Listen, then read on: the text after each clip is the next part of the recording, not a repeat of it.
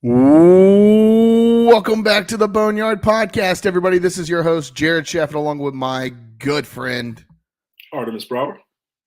We're coming to you this week with episode 191. 191. Artie. Yes. How you doing? Late night for you. Late night. Early mornings, late nights. The life of a young, successful, whatever you want to call it. But we're here. I can't complain that much because I don't have early mornings and late nights with a child in the house as well. So I can't claim to be Jared Shafit, but it's still early mornings and late nights. Yeah. Lots of early mornings, late nights, midnight wake up calls. It's a beast, Artie. Yeah. It's a beast, but hey, this is the life we chose. Wouldn't have any other way. Artie, it was good seeing you this weekend. Got to hang out quite a bit. Had some drinks and then hit the links. So yeah, it was good. It was good seeing you. Good to get back out there, get the season started. Yeah, exactly. Getting the season started. That's not going to be the first and only time we get out there and hit the links. So, looking forward to it. Yeah, I'm looking at Josh. Josh, do you play golf? You can shake your head yes or no. No, kinda. Okay. Josh said, "Look, I ain't got time to be out there." Josh is like, I got to keep up with you knuckleheads too much. So hey, trust me, you're not missing much. It's fun, but there's plenty of times you're like, "Why the hell am I playing this sport?" So, I enjoy it. It's cathartic for me. Yeah.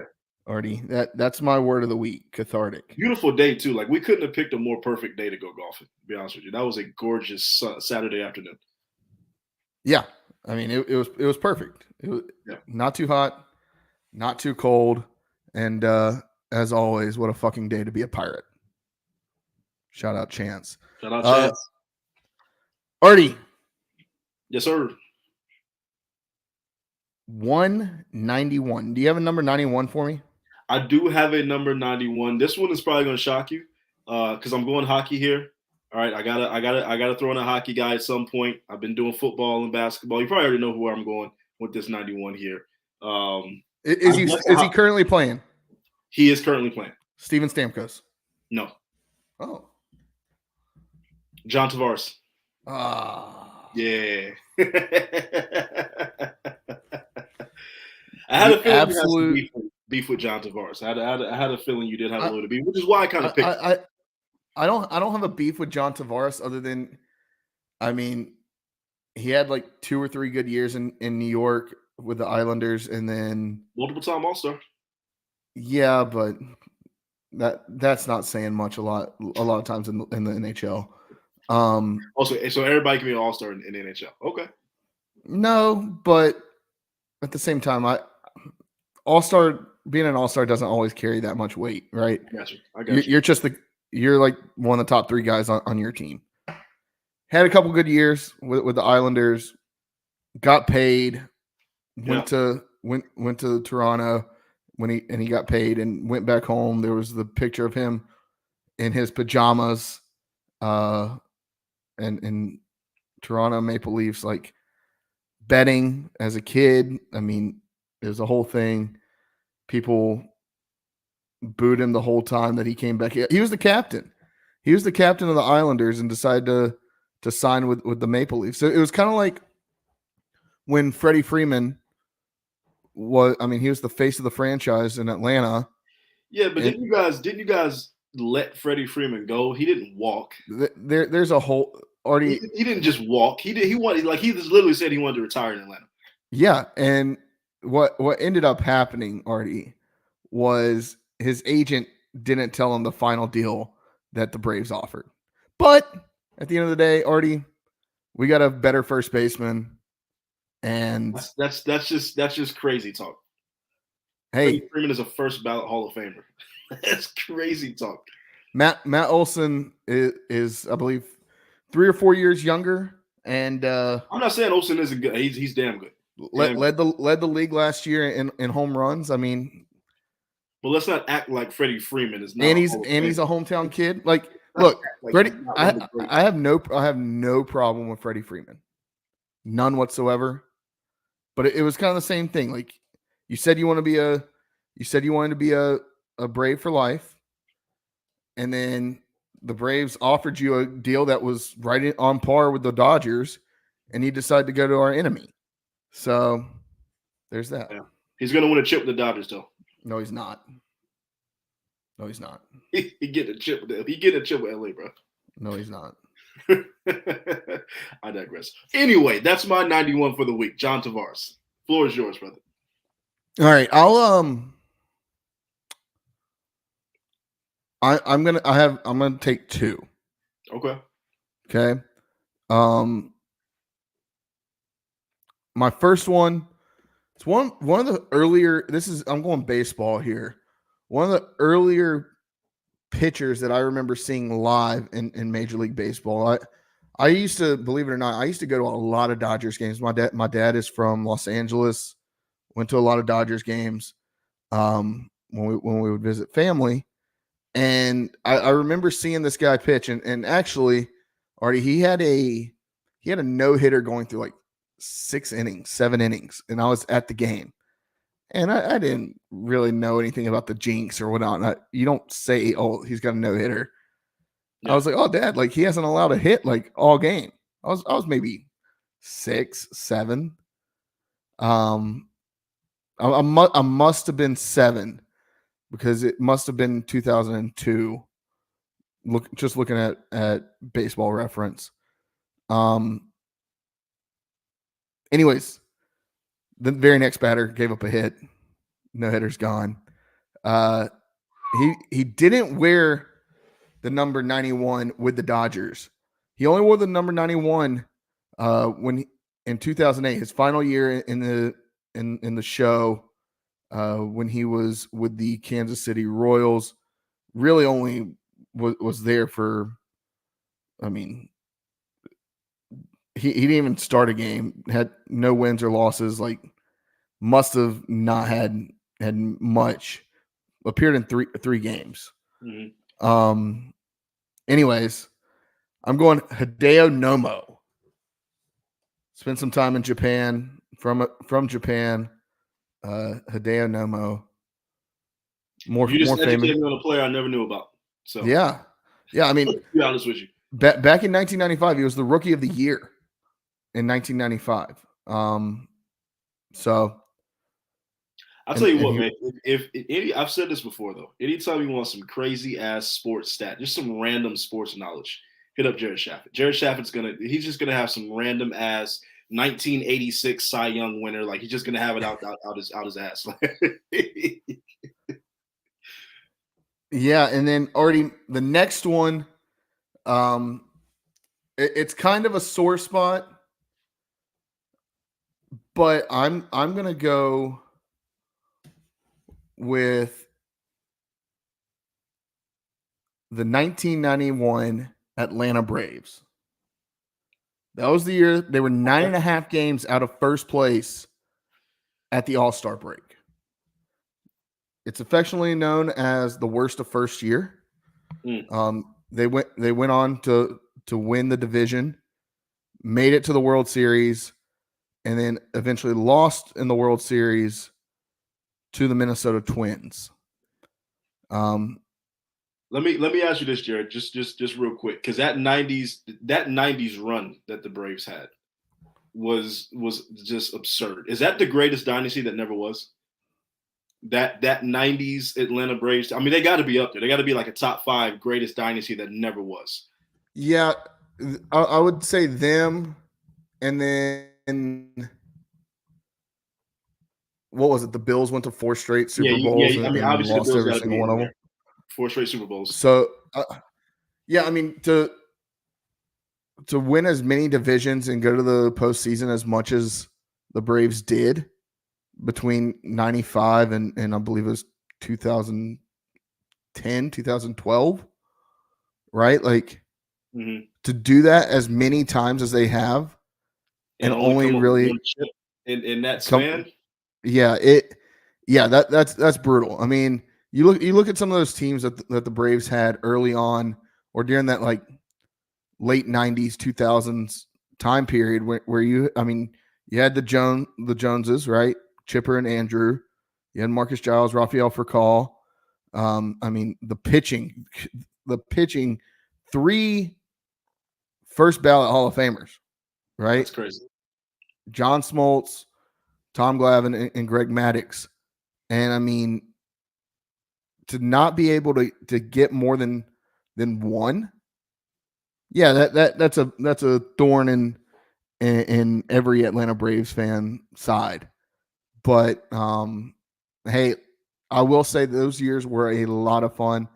I remember, growing up, my first love was the Atlanta Braves, and growing up, just laying in the floor at my great grandfather's house, watching the Braves on TBS. That was childhood, right? And I look back on those times as always getting so excited, but then the Braves just never could get it done, right? I was 5 months old, 6 months old when the Braves won the World Series in '95. So when they were able to do it in 2021, that was an all-time feeling, right? Like that was absolutely. And look, man, the top. If it wasn't for the Dodgers creating a mega rich super team, you guys would probably run it back. The Braves still, in my opinion, the Braves still have the best team. I think they're the best team in baseball. But I'm just saying, like you look at that Dodgers team top to bottom. I don't know. No, they can't. I'm rooting for y'all though. I'd much rather see the Braves top to bottom. Artie, if you look at the numbers, top to bottom, the Braves beat the Dodgers 9 times out of 10. On paper, okay, they do. They got better pitching. 9 times they out got of 10. a better pull. They got better pitching. They got a better bullpen. I give you 6 or 7 times out of 10. 9 times out of 10. That's dominance. The hitting, the Braves have the most prolific offense in all of baseball. And last year they had the best offense in baseball history. So, and they returned a lot of that talent. Who needs Dansby Swanson? Who needs Freddie Freeman? Okay. Remains to be seen. So that's that. Chance says Dodgers ain't winning shit. I agree, Chance. All right, Artie. Let's move on. We're 15 minutes in, and we haven't even gotten into the meat of the podcast. You whatsoever. Let's do it. All right. All right. First things first. Artie, the Boneyard Podcast, proud to be members of the Variety Sports Network. Shout out to them. Go check out their content at Variety Sports Network. If you're watching on Variety Sports, wait, we're not doing that anymore. You have to watch on our streams now. So make sure you subscribe at YouTube or on YouTube at Boneyard Podcast. All right, Artie. Big news today. Yes. And rumblings started coming out last night about this, and some insiders had some sources saying that it was close. The American Athletic Conference went on today to announce that they have their second commissioner ever in the conference. So long, you piece of junk, Mike Oresco, enemy of the podcast. Welcome in, potential friend of the podcast, Tim Pernetti. Artie, this guy, he's done it all. Yeah, he's been all over the map, man. He's literally done everything.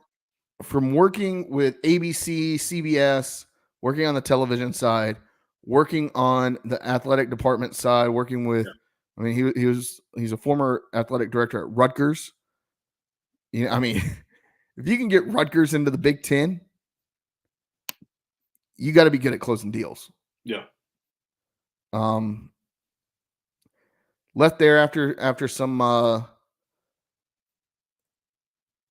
after some issues. He there was an issue with the basketball coach there.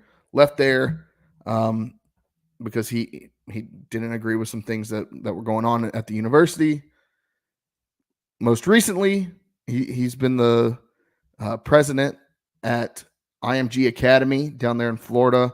We all know IMG Academy. We all know the production and the talent that they breed. Football, basketball, baseball machine down there. I mean, just if you're an athlete and you want to be like act like you're a college athlete in high school, you go to IMG Academy. Right. Been down there. I believe he's been there for 4 or 5 years now. Now he steps into the role as the American Athletic Conference commissioner. Wanted to kind of highlight. He was the chief business officer of the New York City Football Club, NYCFC, from 2013 until 2015. He's got a lot of ties. He's got a lot of ties with kind of the Middle East and private equity money. And he's been on the record saying how college athletics needs to get more private equity money into the sport or into the world of college athletics. Now he's the commissioner. What are your thoughts right now, just based off his resume? Your thoughts on this hire? Yeah, I mean, the resume speaks for itself, right? It looks incredible. Like sports media for 15 years, IMG Academy, Rutgers AD, is an actual football guy. Like he played football, I believe, at Rutgers himself. So he's not just he's not just a suit guy. He actually suited up, played football, pads, all that. Like he's a real football guy. And he's young. He's 53 years old. He's still in the prime of his life. He's got a lot of energy to do a certain job like this, the kind of energy that it demands from you. To be able to do this kind of position. So, I mean, on paper, it looks like a great hire. And he looks like a low-key guy, right? Like before today, I'll be honest with you, I didn't know who Tim Pernetti was, had never heard of him. But he seems like the kind of guy that can go into a room, command respect, get, some backdoor, shaking hands, deals done, and what, Josh was speaking to before we got on. So it looks like a great hire on paper. And I will say, look, I know you say enemy of the podcast, Mike Oresco. I know he's had his faults. But to be honest with you, the man did his job. The man kept the American Athletic Conference where it needed to be. It didn't fall. It didn't dip. It was the best group of 5 conference, bar none, while he was the commissioner. That was under his tutelage, under his leadership. So it's not like Tim Pernetti stepped into a position where he's got the benefit of the doubt. Oh, the guy you're replacing was shit. That's not really the case. Like Mike Oresco did what needed to be done to put the American where it is. So he's stepping into some shoes where he's going to have to step up and really take it to the next level. But on paper, the resume looks good. Yeah, I don't think that I say enemy of the podcast about Mike Oresco. I think Mike Oresco was the man for the job to get the American Athletic Conference up and running and get it to where it is today. The premier group of 5 league. He did that. Right. He at times was pushing the boundaries and blurring the lines between Power 5 and Group of 5. I mean, UCF, Cincinnati. There's a reason got into Power 5 conferences because of him. There's a reason that over the last 2 or 3 realignments in college athletics, the American Athletic Conference has been right in the middle of all of it. Yeah. And it's because of Mike Oresco and his vision for the American. I give him all the credit for that. That's great. My beef with Mike Oresco is it always seemed like the American was out to get East Carolina University. Hates East Carolina University.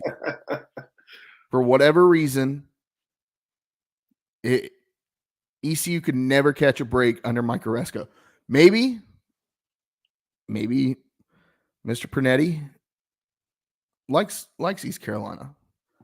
Maybe he sees that East Carolina is the crown jewel of the American Athletic Conference. Even when we go 2-10, even when we have the most mediocre of mediocre basketball teams,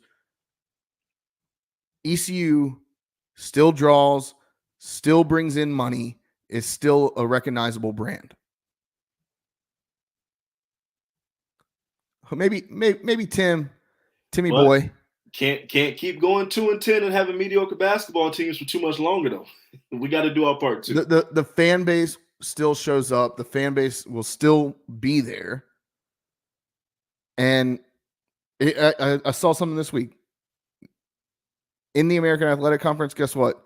I think ECU is number 2 in NIL contributions in the conference. Not to mention the money that we're raising through the Pirates Unite campaign, all of that. ECU is still the crown jewel. Yeah. If ECU could catch a break for one time, if ECU catches a break in football or in basketball, to use the line of one Trip Tracy, Carolina Hurricanes analyst, we'll be cooking with oil, gas, and gravy. Okay, that's what we need. But I like this hire. I like this hire. We were talking about this before we went live, Artie, with Josh, and the thing that has been coming up over the last 2 or 3 years, outside of the NIL and transfer portal and all that, in realignment, one of the big things that's been coming up is private equity. And it's not as talked about, but we're seeing more private equity come into the world of sports, especially money from the Saudis and the UAB. And look, it's UAE, it's politics, man. It's just like a politician running a fundraiser to with his private boosters and private this and private that. It's all politics. Exactly. So with his connections there, hopefully he can fund more into the conference, into the universities. I'm hoping that there's money to be had for all the universities to once again assert our dominance over the lower G5 program conferences. Yeah, because the Sun Belt's coming. I got a real belief the Sun Belt. I'm telling you, man, the Sun Belt ain't going away. So the Fun Belt, as they say, it ain't going away. So we gotta continue to keep our foot on their neck, or they're going to overtake it. Seriously. Yeah, I don't believe that. But you have that, your connections with CBS and ABC and ESPN, Disney, all those, your connections there, your connections with the bowl games. I mean, at ESPN, he worked with the bowl games, right? Those connections are only going to further the American Athletic Conference. So we'll see what happens. But I like the hire, though. I like the hire. It out of nowhere. I'll be honest with you, Artie. I was fully expecting this hiring process to drag out into early summer. Yeah. And to be honest, I didn't know if anybody would want the job. Yeah, they had to be quick. They had to be quick on the draw. They know they didn't have time for that. They had to pivot and move in another direction quickly. So, right. And talking about money being thrown around, Artie, I mentioned it a minute ago that the Pirates Unite campaign. It's finally starting to. You're finally starting to kind of see the light at the end of the tunnel. Yeah. Right. I mean, $30 million has been raised. When did this start? 2020, 2021? But $30 million has been raised. People want us to be a big time program. Big time. Exactly. And it just goes to show the boosters show up. They still support this program. Now, do we have the boosters that Carolina and NC State and some of these other Power 5 programs have in the state? No. But there's no reason that ECU doesn't have an indoor practice facility when the likes of Charlotte and App State have one. It's absurd. There's absolutely no reason why we should not have an indoor practice. ECU is the only Division I football program in the state of North Carolina that doesn't have one. Got to get done. And honestly, probably has the most brutal weather during the summer. I was about to say we have the most reason to have one. Like we legit. These guys need one. You get the June in Greenville, you know what it is. And not to mention it still gets cold in Greenville. You still get a bunch of rain in Greenville, right? Canceling practices, not being able to go out and practice during the season because of weather. That's not going to be an issue anymore. ECU's $3 million away from being able to really get the project started. But $21 million has been raised so far. If anybody hits the Powerball this weekend that's watching, we expect you to at least give $3 million of that to the Pirate Club and the Pirates Unite campaign. Because why not? Why not? Why not? No, look, this is something that should have been done yesterday, but I love to see the initiative. I love to see like the actual money behind the idea, right? The idea, everybody knows that this is supposed to be happening, the rumblings, the talkings, but now we're actually starting to see the fruits of the labor. People are actually putting their efforts and money and time into it and connections into it. So glad to see that. Hey, maybe Mr. Beast, now that we're starting to strike it big on YouTube, maybe Mr. Beast will watch this and say, you know what? I should donate $3 million to East Carolina University. You're native, bro. I thought he was better than that, but it's okay. He's got his hands in ECU stuff. I've seen more and more of him popping up around ECU athletics. So which I like to see. That's what we need. Him and Vince McMahon.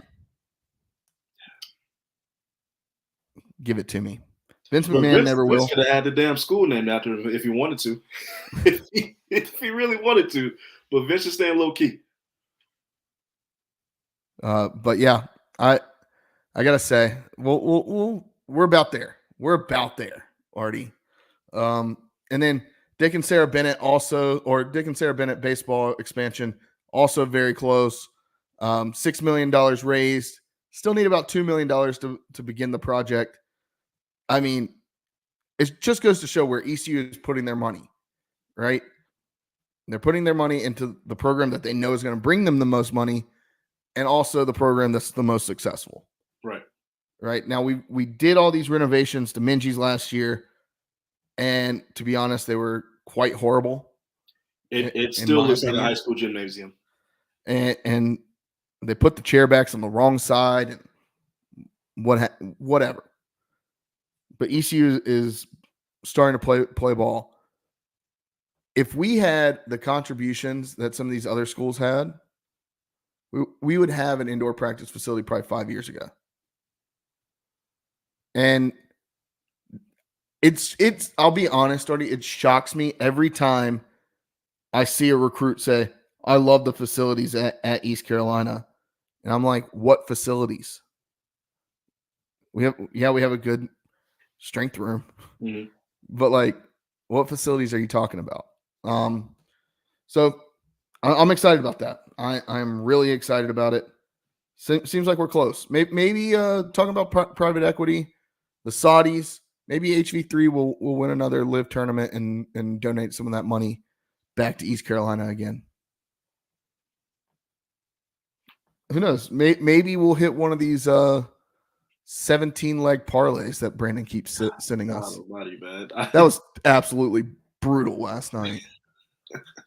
I don't know how you guys woodshed. That's just, I mean, come on now. Took us to the woodshed, Brandon. Yeah. Shout out Brandon Avery, longtime friend of the podcast. All right, Artie, moving along. Football. Just quick note. Season tickets. Priority deadline is next week. I believe April 8th. What is that? Is that Monday?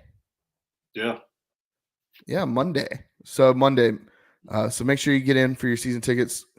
Over 8,200 sold so far. The goal is 15,000. If you don't have your season tickets, hey, look, walk the damn plank. New look Pirates, revamped offense, new offense. We talked about the speed last week, Artie. You guys are gonna want to lock in. Lock in. That's all I can say. Lock in. Get them season tickets. You know what they should do? They should put a burning boat in front of the Murphy Center. Fire a cannon into a burning boat every time we score a touchdown. Burn the boats, Part Nation. Oh, how safe that is. Okay. All right. More transfer news. How many basketball players we got? 2? Well, Josh, what's the number we're at now? What number are we down to 6? Is it 6? We currently have, I believe, 8. Well, no, we have 7 on the roster. 8 are listed on the website, but one of them is already in the portal. So I think we're at like 7. 5 of them are on scholarship though. So I mean, at least God, we might need to go ahead and give Cam. We don't even have a full backup rotation. We have UConn's women's basketball level of production left on this team. Like 6 players that can probably put up any meaningful statistic. Yeah, I see ECU Pirate Nation saying 7. Yeah, at this point I've lost count. Who's in the portal? Who's not in the portal? Brandon Johnson today. I mean, these guys can't wait, man. They're just like, ooh, the season's over. I'm gone. Like I'm gone. Sayonara. Wow. Hideo Nomo. Sorry, that was a bad joke. I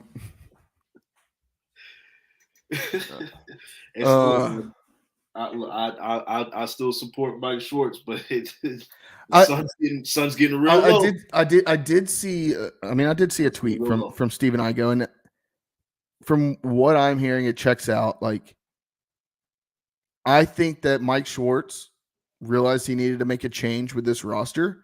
Yeah. And basically told everybody but Ezra, Felton, and BJ that, hey, we're moving on from you. If you want to stay on the team, great, but your minutes are going to be reduced.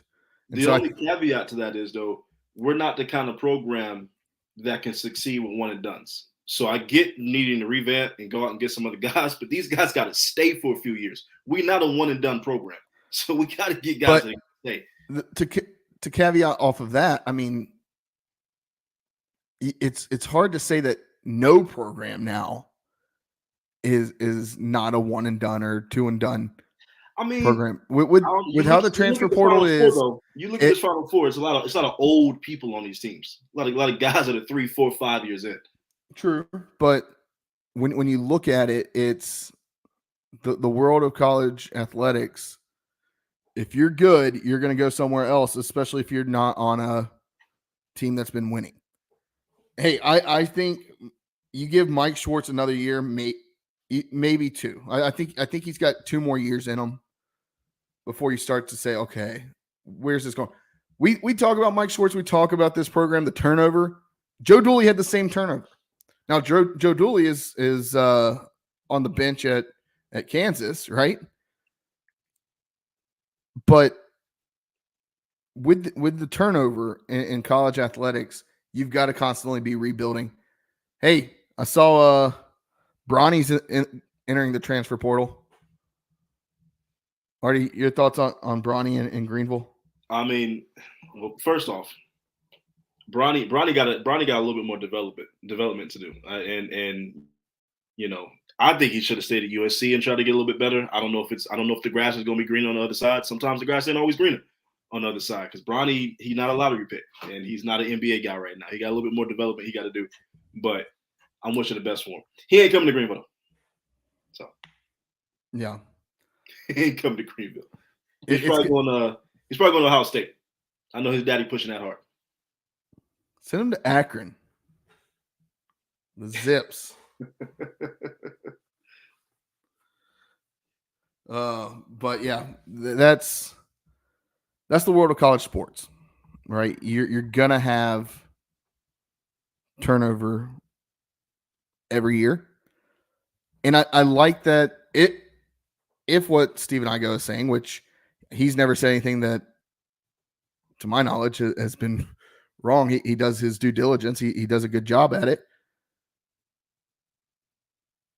I believe I believe it, and I would say that hey, Mike Schwartz is taking accountability, and he's doing what he needs to do to kind of move the needle for ECU basketball and try to get the right guys in here.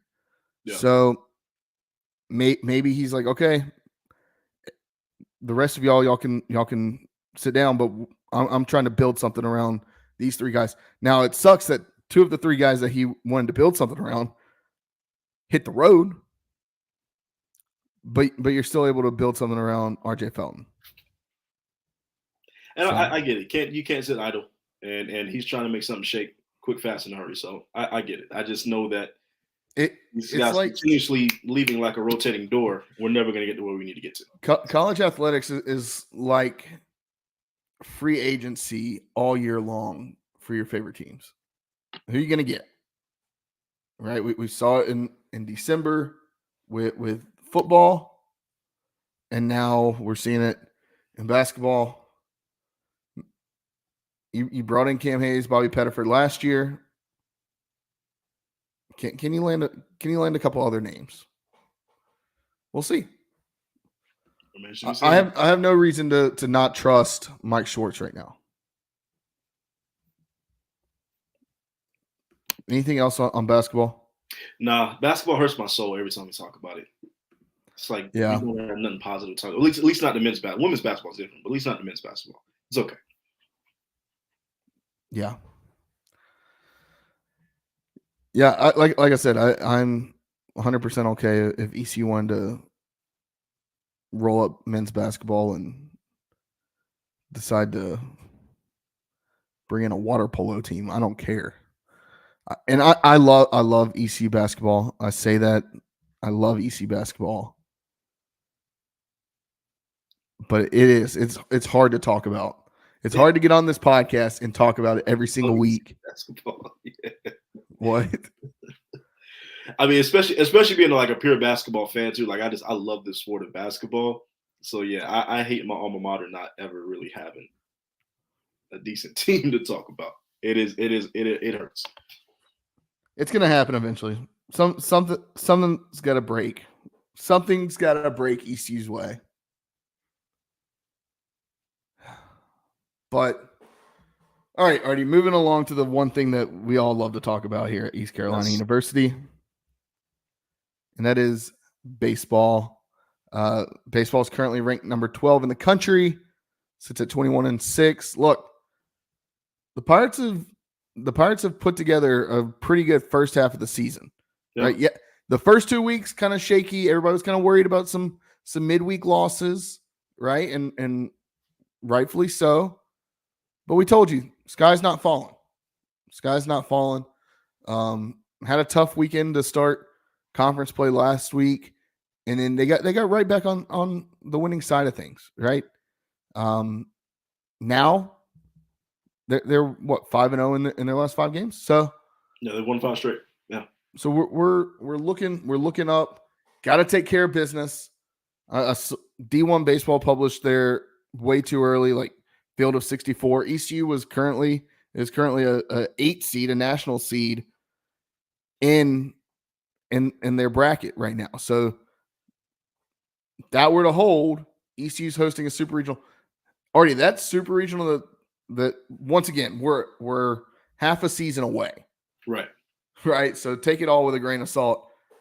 That super regional, it really got my juices flowing. Did you see this? Yeah, I did. I did see that. And honestly, like I don't even really think it's outside the realm of possibility. It's crazy to think Duke. Yeah. Like it's crazy to think that could be a possible matchup, super regional in Greenville against Duke. But Campbell, it's really not outside the realm of possibility. They had Campbell in Duke's regional too. Yeah. Talk about fun. Like ECU Texas was fun. That super regional was fun until it wasn't. An ECU Duke super regional in Greenville. Yeah, somebody better lock the fire marshal away because they're going to put 10,000 people in. I was about to say you're getting a record-setting crowd every game for that. and streets are going to be shut down. In Greenfield, you're going to have whole streets shut down. Traffic is going to be at a standstill. The only thing that could go maybe even further, I think if you put Carolina or NC State in a super regional with ECU. Yeah, that's a bigger draw. Yeah. Now, especially State. I think you put State in there. We just want to beat the shit out of State anytime we get. So yeah, and we got that chance last night, and guess what? By God, we did it. Fuck State. Anyways, already over the weekend, ECU swept University of Alabama, Birmingham. Yeah, the Blazers. I mean, honestly, real good weekend of baseball. UAB, I mean, kept it close on Saturday, or I guess I keep forgetting that we had the doubleheader on Friday. Was it Thursday or Friday? My days are all mixed up. Anyways, game 2, ECU won 4-3. That was the closest game all weekend. And then game 3, ECU took them to the woodshed and beat them 13-1 inside Clark LeClaire. Yep. Now on an 11-game win streak over the Blazers. So always fun to keep track of that. And then Artie, ECU did something last night that they hadn't done since 2009. Which is? Go into Raleigh. Beat those wolf puppies. And send them back to the dog pound. And I mean, they absolutely, I mean, they dominated all night last night. Yeah. I mean, the fact you get out to a 7-0 lead, and then there's some late runs, right? From State, but it was the game was never really in question. And the storylines that, I mean, we all know the storyline about Alex Makarovich.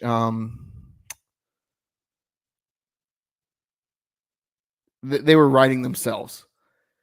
Here in a couple weeks, look, State's going to come back to Greenville. What, I guess in about 3 weeks.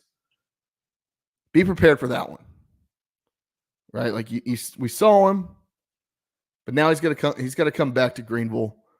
Let me ask you, and I'm sure that the viewers watching now will have mixed opinions. What is that reception like when he comes to Greenville in a couple weeks? I don't know. I feel like it's going to be mixed. I do. I feel like there's going to be a lot of people. I think your older crowd is going to receive him well, right? I think anybody over the age of 35 is going to have respect, class, dignity, cheer, whatever. I think anybody under the age of 35 is going to be ready to throw beer cans. So I think it's going to be a mixed crowd. I do. It's going to be a fun one. I was going to try to come down for that game, but I'll be traveling for work that week. But yeah, that's going to be a fun one. It's going to be a fun one. Anyways, Riley Johnson extended his on-base streak to 25 games last night. He's reached base in all 25 games that he's played this year. Danny Bill went to 3-1, 2 2/3 innings, scoreless last night. I mean, the Pirates had their way with NC State. I mean, just some pent up aggression that we had for State yesterday. So because we took it to him from the back. So I absolutely love it. And I love the NC State fans that are in our mentions today. They're riding high. They don't give a shit. They're riding high. Oh, we're too concerned with our Final Four. All right, we're talking baseball. Your team don't play till what? Friday night? Saturday? We're talking baseball. I'm not talking basketball. I don't know. I love it. I'll be honest, I couldn't watch the game. I'm not paying for ACC Network. Couldn't get to Raleigh last night. So Josh was there. Josh, you want to come on in and talk about your experience at Doak? Yeah, so I mean, I'll say this. In terms of facilities, I was so shocked at how small of a space that stadium takes up. There was, I mean, it I grew up in Hickory. We have a low single A team, Crawdads. the Crawdads, exactly. Yeah. The Crawdad Stadium beats NC State Stadium. Wow. But like it's like it was really good high school. Like an extremely good high school baseball program. That's what the stadium looked like. Now, I will say there was one photographer who might not have been around baseball a lot and didn't know to not stand behind the catcher in between the in between the innings or whenever you're switching over. And he did get hit in the putback by a fastball that got past NC State's pitcher. But yes, but other than that, other than those two things, I mean, it was a great game, great atmosphere. NC State's fans were pretty quiet the whole time, and most of them left before the seventh inning. So Love that. Really good high school. Yeah, that's still shade though. That's like your D1 baseball program. That's not good. you had 3,000 against arguably your biggest rival when the sports at your school are riding the highest win they've ridden In a long time. collectively. Yeah. Like I feel like you should have pulled more people, but like your stadium could not hold it. Like they were packed to the brim, all on the berm. It was. I mean, it was weird. It was weird. Wow. Yeah. I don't know. That's the one. I've been to Carolina. I've been to Boshemer. I've been to whatever that stadium is at Duke. You want to talk about a high school stadium? When they're not playing at DBAP, Duke's baseball field is I'm sure atrocious. Sure. Like North Davidson High School in Lexington, North Carolina, so has a better stadium than Duke. Yeah. When they're not playing at DBAP, I'll throw that caveat out there. All right. Up next, Artie, East Carolina travels to Florida Atlantic. Boca. Following the girls. The softball team was down there last weekend. Going down to Boca. Look, I mean, the Owls 17-9 on the season, 4-2 in the American. It's gonna be a good weekend. Trey Savage Day. All those who celebrate, you can celebrate on Friday night, 6:30 p.m., Saturday 4:00, and Sunday at noon. It's gonna be fun. Any picks for this weekend for baseball, Artie? I haven't done my research like I should have on FAU, but I don't know how good they are, where they're standing. Okay, Pirate sweep. Add another one to the poll out there. I'm gonna say a sweep. I mean, the way we've been playing lately, I'm gonna say a sweep. And then that Then again, I said that, and then we got taken to the woodshed. But we blew another San Antonio. But hey, I think I said it last week. I think that weekend helped these guys lock in. It did for the home stretch through the rest of the season. I mean, we've done it the last 2 years. We've lost. I believe it's the last 2 years we've lost the first conference weekend. Once again, the sky wasn't falling then. Sky's not falling now. Let's ride. Yeah, let's ride. And then next week, 2 midweek games. Tuesday and Wednesday night, Elon and Old Dominion. ECU will try to get some revenge on Old Dominion after they walked us off earlier in the season. Yeah. It's gonna be a fun one. Check that out. And then I saw already first 250 fans on Tuesday. Pinstripe jersey koozies in Clark LeClaire. Go get you a koozie. You never had too many koozies. Never. I mean, Never have. I've legit still got koozies from college. To be honest with you, you never have too many koozies. you always need a good koozie when the pirate beverages are flowing. We shared some pirate beverages past weekend, Artie. Sure did. Some good old backcountry mountain brewed drink. I'll say that. Yeah, it was good. It was very, very good. What'd you think of that? It was good, man. I mean, it tasted. I mean, it literally tastes like applesauce. So love it. Just like I got another jar with your name on it. Hey, anytime you want to come over. I'm 8 minutes away, baby. Let me know. All right. ECU softball had a chance to win another series against a top 25 program last weekend when they took on the Owls down in Boca once again. When they faced Florida Atlantic, couldn't get the job done. Went to extra innings, ended up losing 6-5 in the rubber game on Sunday. Ended up beating Campbell 3-1 in the midweek game this week. That's a good win. And then this weekend will be alumni weekend. So get out there. If you're having withdrawals from the baseball team, go support these ladies. Hey, look, everything's still out in front of them too. All right. I mean, we had a tough little stretch where we lost, I don't know, it was like 5 or 6 games straight for the softball team there. I know we're not looking good in conference right now, but that's all right. 26-11 is 26-11 still. Like, they still got a chance here. Yeah. Still got a chance. All right. Next, already Tuesday.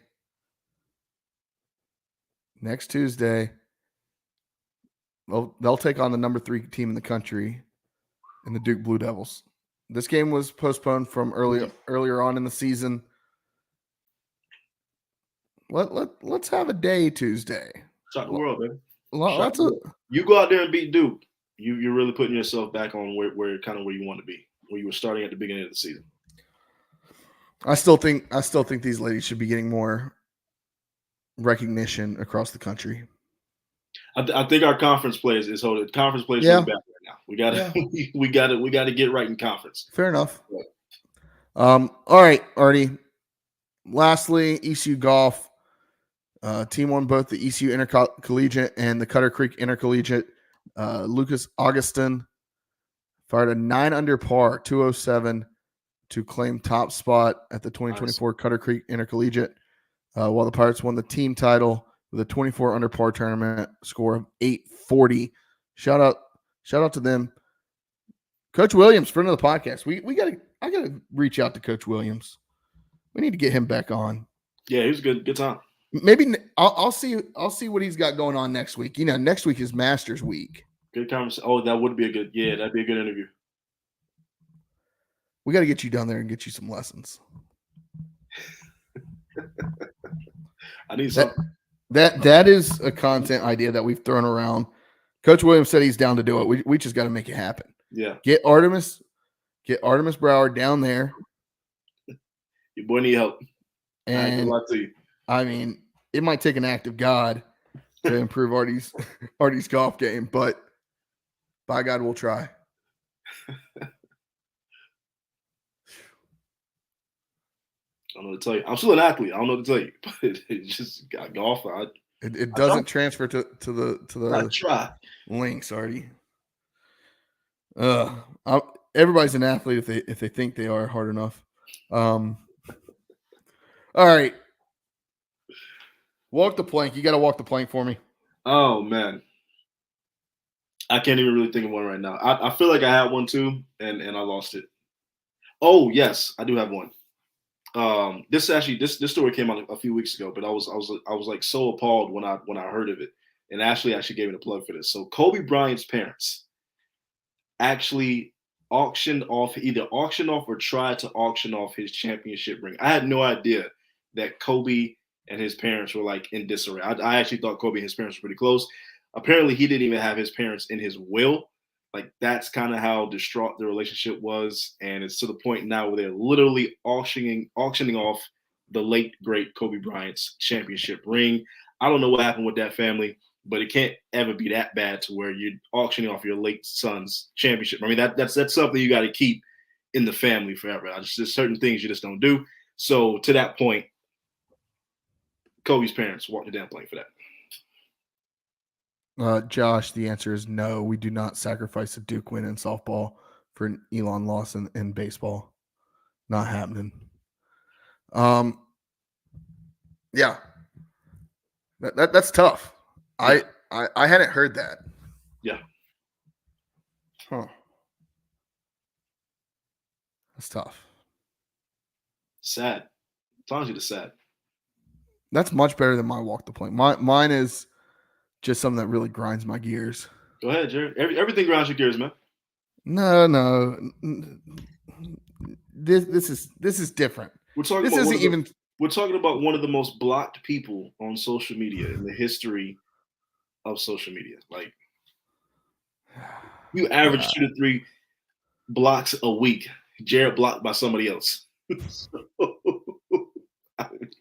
I honestly don't try. I mean, there's just some soft people in this world, Artie. No, mine, Artie, it's not even sports related. It's honestly not even a huge deal, but it is annoying. Okay. I got a new phone here in the last week or so. You got 15? I've upgraded. I'm on the 15. Hey, 15. Hey. Yeah, we got the brand new iPhone 15 Pro, whatever. Got that. I loaded it up Sunday. I had it for 5 days, just sitting in the box before I got to actually activating it. Anyways, I opened it up, and I knew this change had happened, but the USB-C port on this thing. What is this bullshit? I understand why we've done it. It's not even a regular like the USB plug-in, USB-A. It's the USB-C plug-in to the block, and then what are we doing? Into the phone. So you literally have to have a specialized block and cord for the iPhone. Yes, they send you the cord, but they just expect you to have the block. To have the block. Yeah. Yeah. So. First of all, they gave you, if you got it since the iPhone, at least the iPhone 12, because I have an iPhone 12, they gave you a cord that was USB-C to Lightning, right? Right. USB-C is like the international standard for charging. Even on the MacBook, like my MacBook Air right here has 2 USB-C ports. My charger for my MacBook, my iPad has already been USB-C for the past 3 years. This is, to me, it's like I'm finally I got one charger for all of my devices. And that's why they've done it, right? That's why they've done it, Josh. And I get that, they're trying to get onto one universal. Yeah, it should be USB-C. I get that, but that's why did we get rid of the micro USB so many years ago, right? That's basically what we've gone back to. Is gone back to the micro USB. But look, I mean, yeah, my work laptop charger charges my iPhone now. Whoop-de-doo. I opened the box and I was like, I have no way to charge my iPhone other than plugging it into my laptop charger. No way. And luckily, I for the first couple of days, I had one of those wireless chargers that I could just lay my phone on. But yeah, it really grinds it grinds my gears, Artie. It gets me worked up thinking about it. Look, I get it. We just ordered a USB-A to USB-C cable, so that way it can plug into my car. I just ordered one. I saw it on our security camera. The guy was delivering it literally as we started recording. So yeah, that's my walk the plank. It is give me a cube. Just give me a cube. That's all I need. Just a cube. Look, I will say it is fast charging though, right? So you can charge your phone. It's nice. It's nice. I haven't charged my phone all day, and I mean, I'm still at 50%. Yeah. It's nice. All right, Josh, why don't you come in here? We'll talk some gambling. Your boy's been struggling still. We're still we won a little bit over the last couple of days, but still not having the best time. What you got for me? All right. So first we got our final four. All right. NC State Purdue. The spread is 9.5. Who are you taking? Well, seeing as I have a bet with, what was it I just sent to the group chat? I think it's Purdue minus 12.5. Yeah. Jeez. But that was an alternate spread. I picked that, so I'm taking that. Fuck State. It's not going to be 12.5. No, I actually think State covers, but Fuck State. So you got State plus 9.5, Art? That's what you're saying? Yeah. Okay. I do. All They're right. just on such a special run. Like I don't know. It's gotta come. It always does for them. At least this time, Artie will be able to watch it on national television, unlike the time that they got booted out of the College World Series at 2 a.m. I'll be able to actually watch them and their fans. You can watch them lose, and I can watch them and entire have their dreams ripped to shreds. Yeah. You nasty scum. All right, Josh, moving along. Over under 146.5 on this game. Over under 146.5. What are you taking, Artie? What are you taking? I'm taking the over. States put up. I mean, what are they averaging? Like 70 to 75 a game in this tournament. Purdue, I know, can easily get 80, 85. I'm taking the over. Okay. Yeah, I'm taking the over. Taking the over. I am taking the over all the way up. I would set an alternate line at probably. I got it at 158. 158. I got it at 153.5. I'd go wild and go 158 and just rack in the money 158 is high. Okay. on the over right there. Okay. That's bold. I mean, if both of them score in the 70s, high 70s, yeah, I don't think that's irrational. You're right. Yeah, I can see that. I mean, hell, I can even see them getting the 80s. So. All right. I need like a 87. No, 8. I'll say 80. 86. 72. That's what I would love to see that. I don't think it's happening. Yeah, I don't think it's happening. I don't see State getting blown up by 15. Just don't see it. It's eventually got to come crashing down. Yeah. This team wasn't that good the first half of the season. They're on a magical run. I mean, but they're on an all-time heater. Like that's all-time. That's great. That's great for them. So they can get and Burns is actually playing like one of the best big men outside of Edie in the country. So. Actually, can I get back to the walk the plank real quick? Go ahead.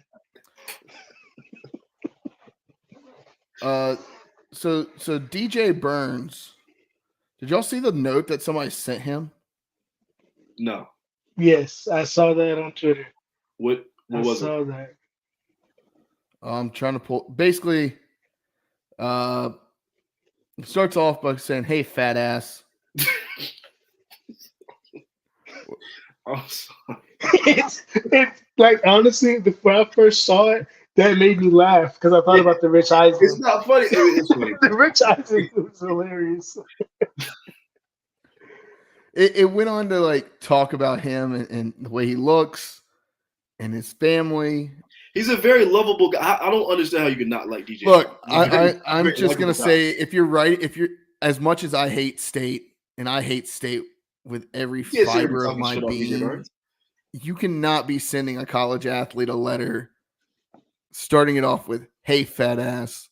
Like, what are you can't doing? do that. Like, what are you doing? So whoever did that walked the plank. Sorry. Continue. So good. That was needed. That was needed. All right, Alabama, number 4 versus UConn, number 1. Ooh. Alabama, just want to let y'all know, I did put in on them in the first round that they would win the West and cash out on that. Really nice stuff. So just want to let you guys know that. Spread is 11.5 right now. Who are we taking? I'm going to go Jared. Who are you taking? I'm taking Bama to cover. Much like y'all were saying about State being on a heater, I think that Alabama can score with anybody.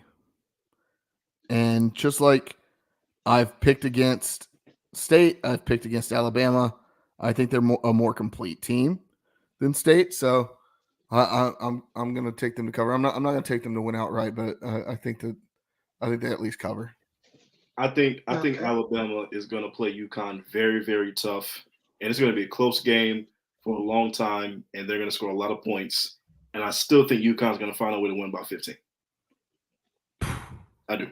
I still think they're going to find a way to win by 15. I thought Illinois was going to give them a much better game. And to go on a 30-0 run against Illinois like that, one of the best offensive – you talk about Alabama, Illinois is a really, really good offensive team too.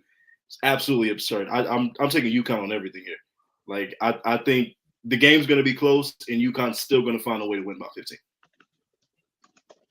All this to say, Tristan Newton wins his second national championship. Yeah, I think UConn is on a whole nother plateau than any other team. Even Purdue, I just think UConn is on a whole nother plateau. I wouldn't be shocked they win this by 15. I wouldn't be shocked they win the Natty by 15 to 20. So. All right. And then the over-under on this game, Alabama, or my bad, over-under is 160.5. 160.5. What are we doing? Artie? Take the over all day. All day. Both these teams are going to score a lot of points. Take the over all day. This is going to look like an NBA game. Yeah. Take the over on this. This could be in the low to mid 90s. Seriously, I can see that. So take the over. Yeah, I'm with you. Take the over. All right. Gonna do some quick hitters, smash or pass. Who's gonna win national championship? We got UConn at minus 185, Purdue plus 190, Alabama plus 1,300, NC State plus 2,000. Where are we putting the money, Jared? Where are we putting the money? The smart bet would be with smart bet would be with UConn. I think that they have the best chance. I think they're the best team left. But if I'm trying to make a little profit off of this, I'm probably putting money on Purdue. Yeah, look, smart bets UConn. Mine says UConn's going to win it all. But I got family ties now to Alabama, so I would put money on Alabama if I had to be honest with you. Everybody at Alabama has family ties to each other. Same at NC State. That might be the biggest family reunion if you have those two teams in the national championship game. Now, when Ashley come at you, I can't help you, bro. All right, we got one more, and it's just the UConn special. Okay. So UConn's men's and women's teams to win the national championship is at plus 1130. I actually just saw it on DraftKings for it's gone down. It's plus 958 now. When I looked at it right before we got on, but no, South Carolina's win the national championship. I definitely I think South just as dominant as UConn is on the men's side. I could see Caitlin Clark and Iowa getting there and get completely blown out by South Carolina. So I agree. Yeah. Any other fun bets you've had this week? I've been running with the no run in the first inning bet parlay on DraftKings all week. That's been fun. Been making a little bit of coin. So I don't know, Josh, Artie, if y'all have had any fun ones this week. I've been off this week. I'm gonna be honest with you. I ain't even had no time. I've been off. Good man. Good man. I'm gonna get back to it though. Don't worry about it. I also had one for it was like a 7-leg parlay. It ended up hitting. I had Braves money line, the over, and like 4 or 5 guys to have 2 or more total bases. It ended up hitting, even though Matt Olson only had 1 total base. For some reason, they voided him, so it ended up winning at lower odds. So I was happy with that. I had one parlay get busted that I actually was a really good parlay. So it was in the Utah-Indiana State game, Utah money line, which was the only one that lost, the over on 164.5, Clemson, Alabama being over, Tennessee and Purdue being under, NC State money line, Seton Hall money line versus Georgia. And Utah lost by 10 points to Indiana State, but that was my only thing. It was plus 72.79. Plus 72.79. I know with about 2 minutes left in that Utah game, you were probably like, fuck. But hey, we ride on. We ride on. Send us your best bets. Tweet at us, tag us, post them in the comments. Send us your best bets. If we like them, I'll follow you. I'll trail you. Hey, we Pirates Unite. We all win together, right? All right. That's all I got. Shout out Variety Sports Network. Make sure you follow us on all of our social media channels, Instagram, TikTok, Twitter, X, whatever you want to call it. Thanks, Elon. You can find us at Boneyard Podcast or at the Boneyard Podcast on TikTok. Also at Boneyard Podcast on YouTube. Make sure you subscribe. Leave us a 5-star review on Apple Podcasts, Spotify, wherever you listen to your podcast. If you don't, you can walk the damn plank. If you do, you're a friend of the podcast for life. Facts. Okay. Let's get the hell out of here. Yeah. Won't be here again next week, so sorry in advance. I won't even be in the country. Your boy's going to be gone again, but I wish y'all the best of luck. Y'all are going to be in great hands. But as always, Pirate Nation, wash your hands, wash your butts. Another great episode. Deuce. Fuck State.